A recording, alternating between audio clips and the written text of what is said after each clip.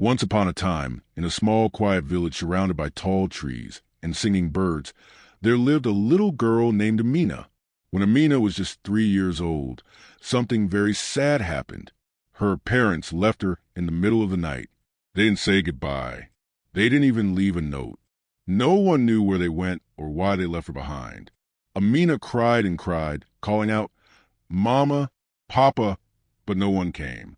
Her grandmother, Mama Coco, an old woman with kind eyes and soft gray hair, found Amina sitting by the river, all alone, holding a broken doll. "Come, my child," Mama Coco said gently, wrapping her warm shawl around Amina. "You are not alone. You have me." And from that day, Amina grew up with Mama Coco in the little village. They didn't have much, just a small mud house, 2 goats, and a garden, but they had love. Mama Coco taught Amina how to cook with firewood, how to sing old songs, and how to smile even when life was hard. But deep in Amina's heart, there was always a hole. She always wondered, why did my family leave me? Was I not good enough? Years passed. Amina grew from a little girl into a beautiful young lady. She was smart, gentle, and always helped others. People in the village called her the girl with the hidden star because they believed she was meant for something great. One day, when Mama Coco got very sick and could no longer work, Amina decided to go to the city. She wanted to find a job, earn money, and take care of her grandmother. With a small bag and a big heart, Amina took a rickety bus to the city. Everything was new: tall buildings, busy roads, people in fancy clothes. She was scared but didn't show it. She worked many small jobs: washing plates, selling fruits, cleaning houses. Life in the city was not easy. But Amina never gave up. One rainy evening, as she was walking home with a basket of bread, a shiny black car splashed water all over her. She gasped. Her dress was soaked, and her bread was ruined. The car stopped. A man came out, tall, wearing a black suit, with sharp eyes and a gentle voice. "I'm so sorry," he said. "Are you all right?" Amina looked up and blinked. The man looked like someone from a movie. She nodded shyly. "Let me buy you new bread," he said. That was the beginning. His name was Mr. Adrian, a young CEO of a big company. He had everything: money, cars, fame. But he was kind, and something about Amina touched his heart. They started seeing each other more. Sometimes he brought her lunch. Sometimes she told him village stories. Little by little, something special grew between them. One day, he looked into her eyes and said, "Amina, I think I love you." Amina's heart jumped like a bird. No one had ever said that to her before, not even her parents. But just when things seemed perfect, something happened. A letter arrived, a very old letter, yellow with age, written in a handwriting Amina didn't recognize. It was from someone from her past, and inside it were words that changed everything. The letter with secrets. Amina held the letter in her hands. Her fingers trembled. The paper smelled like old books, and the edges were worn and torn. She slowly opened it and began to read. "Dear Amina, if you are reading this, it means many years have passed. I am your mother. I am sorry. I had no choice. They made me leave you behind. But I never stopped loving you. There are things you don't know, things I was never allowed to tell you. Please come to the old white house near River Bend. Ask for the red box hidden in the wall. You deserve to know the truth. Love, Mama." Amina froze. Her eyes filled with tears. "My mother, she's alive?" She sat on her bed, heart pounding like a drum. So many questions danced in her head. Why did she leave? Who made her do it? What truth is in the red box? The next day, Amina told Mr. Adrian about the letter. He listened carefully, holding her hand. "Do you want to go there?" he asked softly. Amina nodded. "I have to. I need to know, even if it hurts." Without a second thought, Adrian took a day off work. He told his driver to take them to River Bend, a quiet place at the edge of the city near the forest. When they reached the old white house, it looked abandoned. The windows were dusty. The roof had holes. But Amina felt something familiar. She stepped inside, holding her breath.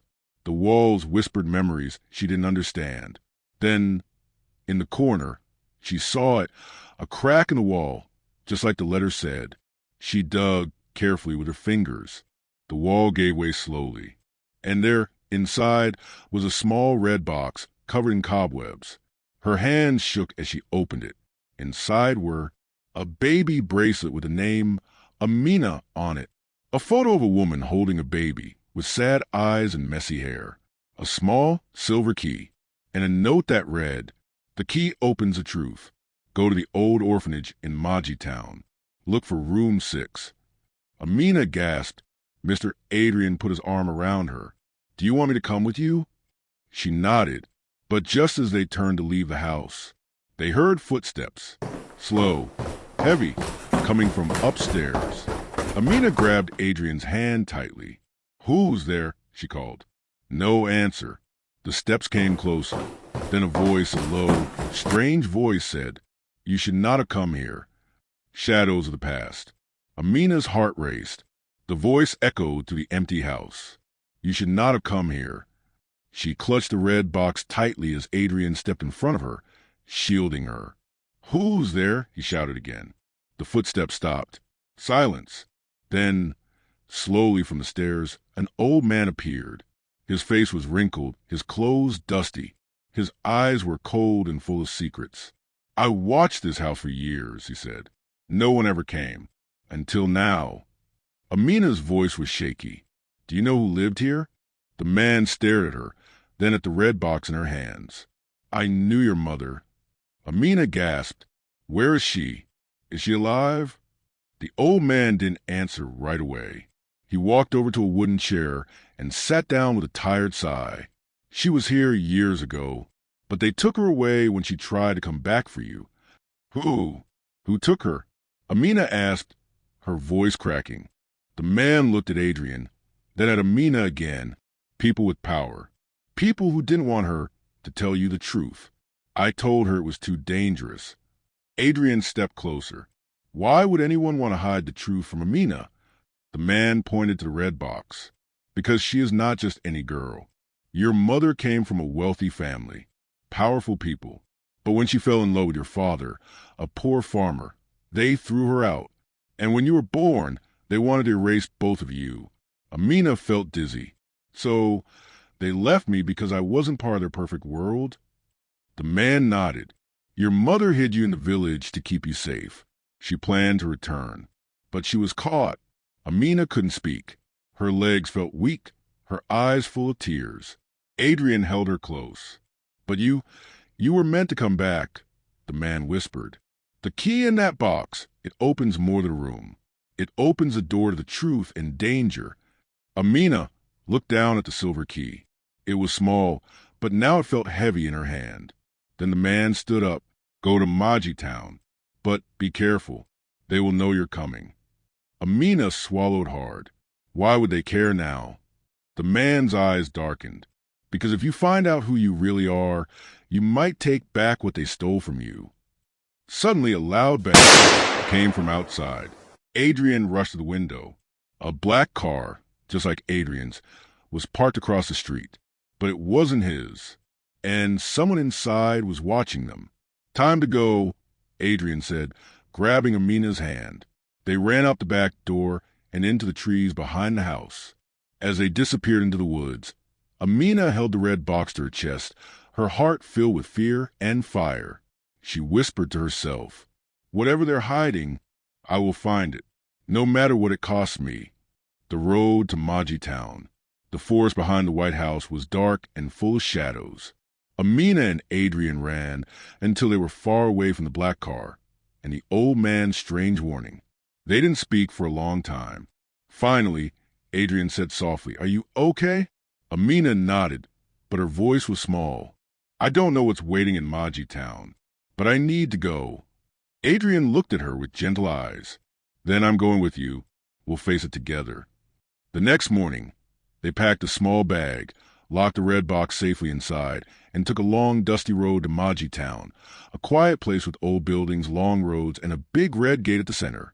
As they walked through the town, Amina felt something strange.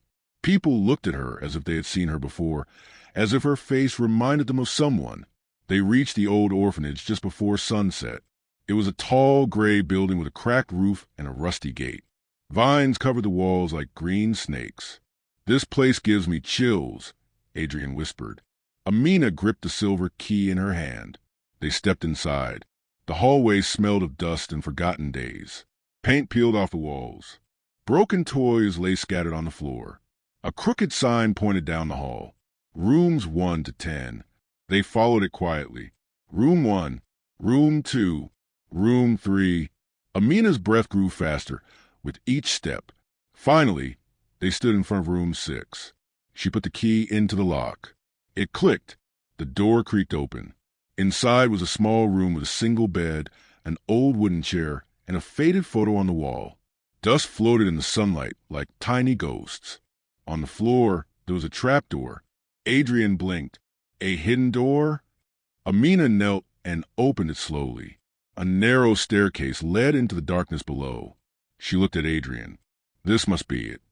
Together, they climbed down. The stairs led to a secret basement, with shelves full of boxes, papers, and files. On one shelf, written in red ink, were the words, "Project Starfire." "What is this?" Adrian whispered. Amina pulled out a file with her name on it. Inside were pages about her life, her birthday, her parents, and something else.